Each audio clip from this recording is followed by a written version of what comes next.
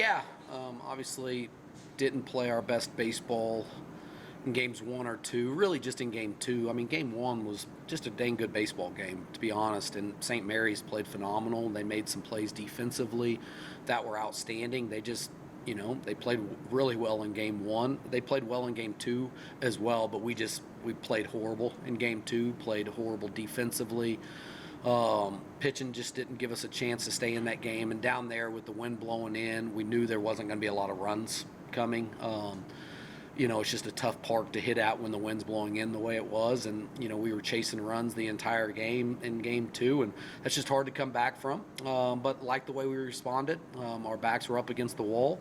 At that point in time, we were setting the tide for the conference, with Lubbock winning game 1 and stuff, and we didn't know what they had done in game 2. But listen, at the end of the day, we found a way to win game 3 and 4 on the road against a team that's playing really well right now. I mean, they struggled early. They got a new coaching staff that's doing a phenomenal job with them, and they're playing some of their best baseball right now, and they're playing to get into the postseason. And you could tell, and you got to tip your cap to them. They played really well. Would have liked to have found a way to win the series on the road, but all in all, we survived the weekend, and now we're back at home and got everything in front of us that we need.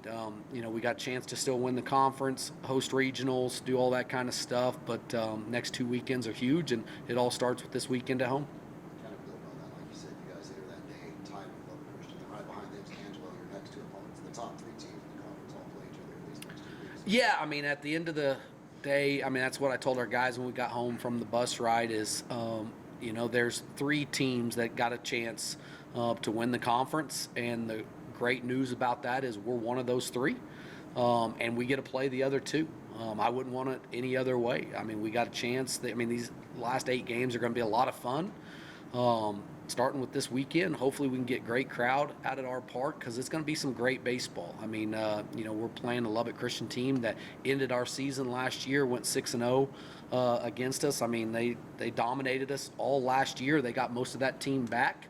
I'm sure they're coming up here thinking that they're going to roll through us, and rightfully so. They rolled through us last year, so hopefully our guys have a chip on their shoulder and can go out and listen. Like I always say, we want to win series on the road and sweep at home, and that's our goal for this weekend. If we do that, then we'll be setting in really good shape going into the last weekend. But it's going to be a grind every game this weekend.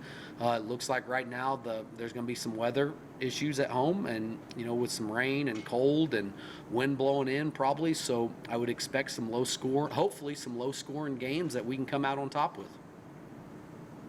Obviously, you mentioned 3 teams with a chance to come out on top of the conference, but is there a benefit to also just in terms of improvement of your own team? Is there a benefit to playing 2 really great teams at the end of the season? I think so. Listen, I mean, again, hopefully you're playing your best baseball at the end of the year. Listen, I think we're playing some pretty good baseball right now. I would like to get some better starts out of our starters on the mound, just more consistent starts, I guess I would say. Justice Hayes has done a phenomenal job ever since we put him in there, as a starter, and our bullpen has done a really good job as well.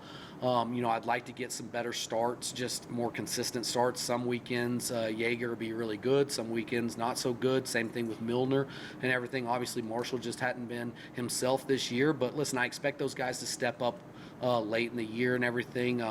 Obviously, you want to be playing your best baseball, and we've got 2 of the best teams in the country coming in, the last 2 weekends of the year, and it's going to decide who wins the conference and probably who hosts regionals and all that kind of stuff. So it's all in front of us, and that's the great thing about being where we're at right now is we've still got a chance to reach all of our goals. Another positive on that, you guys surpassed the 30-win mark. Was that kind of before the season started? You were looking at that, like, if we get 30 wins, we're going to the postseason? No, absolutely not. I mean, we got 30 wins last year and didn't make the postseason in the regionals-wise and stuff. Now, obviously, conference tournament, yeah, but regional-wise, I mean, listen, we're still not in a regional right now. We still got to go win. These 8 games are huge because they go with a lot of boxes, and when you're looking at the regional rankings and all that kind of stuff, I mean, both teams are going to be above 500 teams. One of them's on the road, one of them's at home and stuff. So checks a lot of boxes. You need to try to win head-to-head against these teams, and that's ultimately, if we do that, then it sets us up in really good shape for regionals and hopefully hosting regionals, or at least getting into a regional and stuff. So huge weekends. Listen, we haven't done anything yet. We haven't. The only thing we've probably done is made a conference tournament. But that's not our goals.